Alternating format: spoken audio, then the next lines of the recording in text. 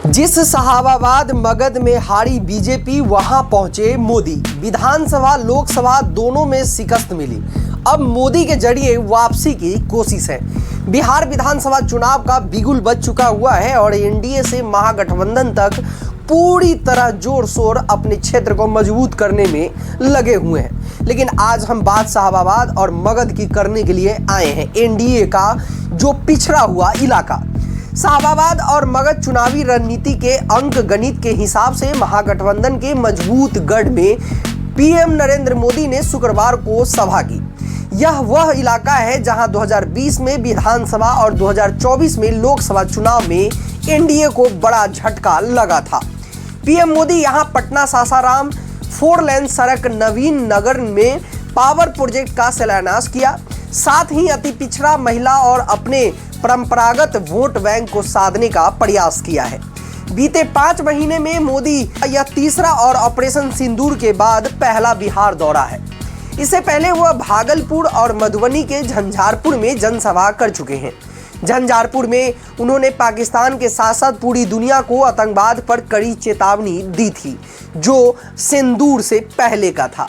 Special story में आपको हम आज बताएंगे कि पीएम नरेंद्र मोदी सासाराम आकर क्या साधना चाहते हैं। पूरी अपडेट हम आपको इस वीडियो में दरअसल बताने की कोशिश करेंगे। सबसे पहले मेरा नाम राहुल कुमार है और मेरे यूट्यूब मंच पे आपका बहुत बहुत स्वागत है। एनडीए ने महागठबंधन वहीं एनडीए ने साहबाबाद और मगध के इलाके में अपने को मजबूत करने के लिए क्या क्या किया। साहबाबाद और मगध की राजनीति स्थिति आपको हम दरअसल समझाते हैं। 2020 विधानसभा और 2024 लोकसभा चुनाव के आंकड़े के मुताबिक साहबाबाद और मगध का इलाका महागठबंधन का गढ़ बना हुआ है।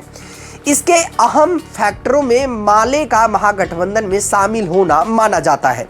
इस इलाके पर नक्सल और नरसंहार की छाप रही है।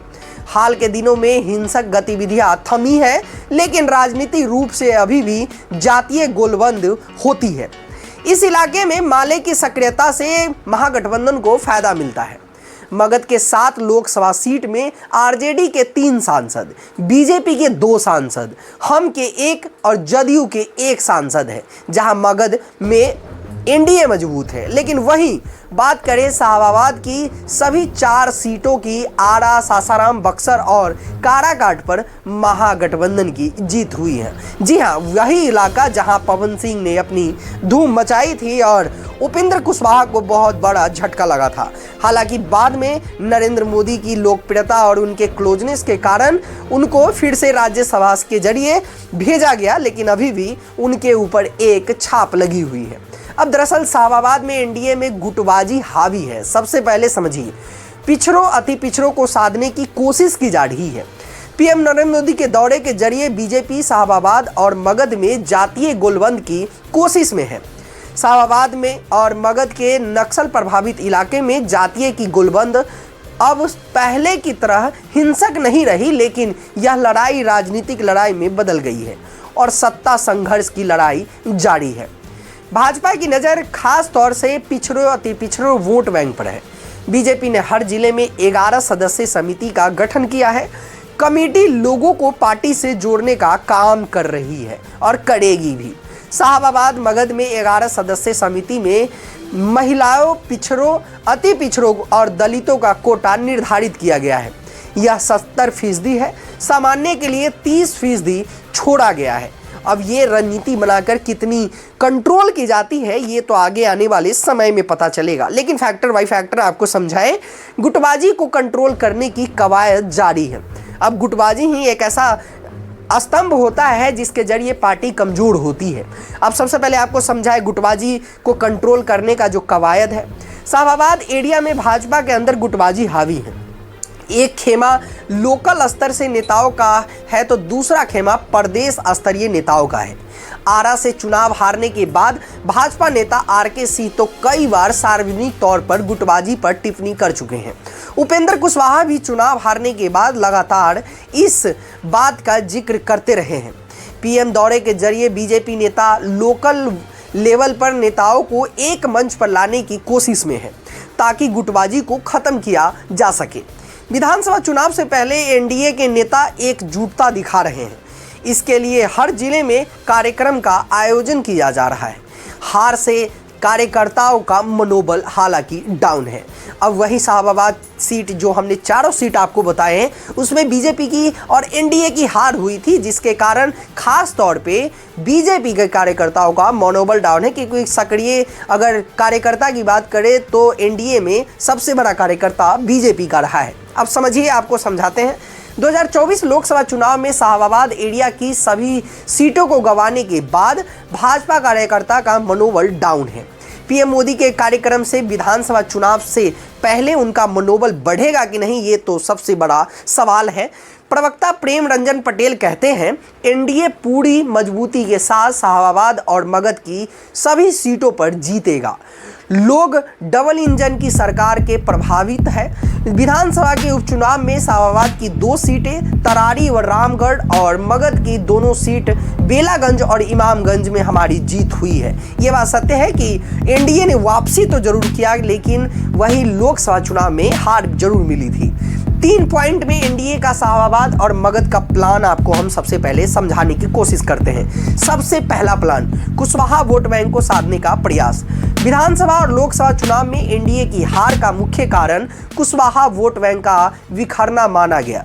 2020 विधानसभा चुनाव में कुशवाहा के बड़े नेता उपेंद्र कुशवाहा थर्ड फ्रंट से लड़ रहे थे, जबकि 2024 लोकसभा चुनाव में लालू यादव ने कुशवाहा कार्ड खेला था। दूसरी तरफ एनडीए प्रत्याशी उपेंद्र कुशवाहा के खिलाफ भोजपुरी स्टार पवन सिंह के चुनाव लड़ने के कथित तौर पर भाजपा के लोकल कार्यकर्ता के सपोर्ट से लोगों में कंफ्यूजन पैदा हुआ। इसके सबक लेते हुए विधानसभा चुनाव से पहले एनडीए ने उपेंद्र कुशवाहा को राज्यसभा और भीम सिंह कुशवाहा को एमएलसी बनाया है। यह कवायद कुशवाहा वोटरों को साधने के लिए किया गया है। कुशवाहा वोटरों को साधने के लिए भाजपा ने उपेंद्र कुशवाहा को राज्यसभा भेजा, वहीं जदयू ने भगवत सिंह कुशवाहा को एमएलसी बनाया है। ये पहला पॉइंट हमने आपको समझाया कि किस तरीके से ये प्लान है। वही दूसरा प्लान समझिए जो मगध और शाहबाद से रिलेटेड है। दूसरा प्लान चिराग पासवान को मैनेज किया है। अब चिराग पासवान बिहार का एक ऐसा नेता जो काफ़ी लोकप्रिय हैं और युवा चेहरे में अभी सबसे ज़्यादा लोकप्रियता उनकी मानी जाती है, देखी जाती है। वहीं दूसरे चिराग पासवान को मैनेज करने की हम रणनीति आपको समझाते हैं। शाहबाद इलाके में बीते विधानसभा चुनाव में एनडीए खासकर जदयू को चिराग पासवान ने काफ़ी नुकसान पहुंचाया था। जदयू के सभी 11 प्रत्याशी चुनाव हार गए थे। बाद में बसपा से जीते जमा खान जदयू में शामिल हो गए थे, ये सही बात है। लेकिन भाजपा के कद्दावर नेता एक चिराग की पार्टी से मैदान में उतर गए थे। दूसरी तरफ भाजपा के नेता ही चिराग की पार्टी से उतर गए थे। इसके उस वक्त जमीनी स्तर पर कार्यकर्ताओं के बीच कंफ्यूजन की स्थिति हो गई थी। अब की बार एनडीए जमीन पर एकजुटता दिखाने का प्रयास तो कर रही है।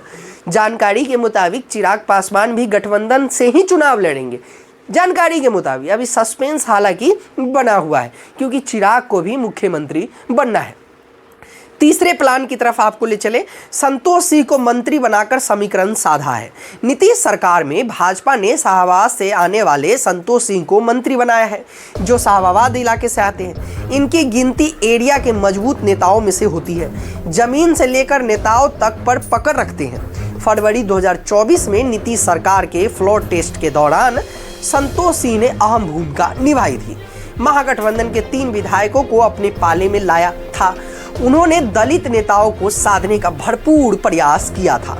बिहार विधानसभा चुनाव को लेकर हमने मगध और शाहबाद के इलाके के आपको समीकरण सटीकता से रखने की कोशिश तो हमने जरूर की है। बाकी अगर कुछ छूट गया है तो आप कमेंट सेक्शन में जरूर लिखिएगा।